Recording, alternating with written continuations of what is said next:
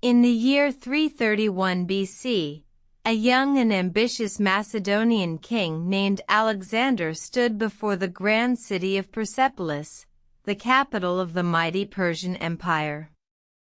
His army, a force of tireless conquerors, had marched thousands of miles, conquering city after city, and now, the empire's heart lay within their grasp.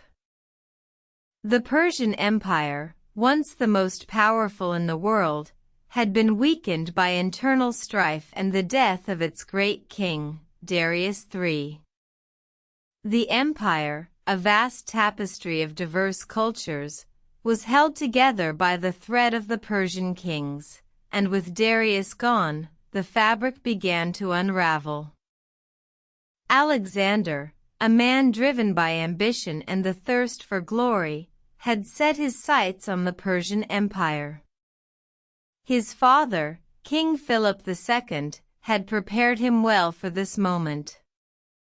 He had instilled in Alexander the lessons of leadership, the art of war, and the importance of respect for diverse cultures. As Alexander gazed upon Persepolis, he saw not just a city, but the symbol of an empire that had once threatened his own. He was determined to claim the Persian throne and unite the known world under his rule. The Battle of Gaugamela, fought just north of Persepolis, was a decisive victory for Alexander.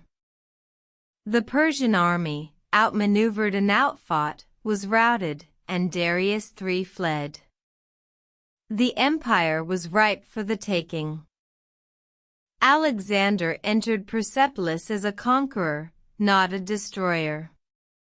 He respected the city and its culture, and he wanted to maintain the Persian Empire's rich traditions. He was crowned king of Persia, not as a usurper, but as a liberator, bringing peace and stability to the empire. Alexander's conquest of Persia marked a turning point in world history. It brought together the cultures of the East and West, fostering a period of cultural exchange and intellectual growth.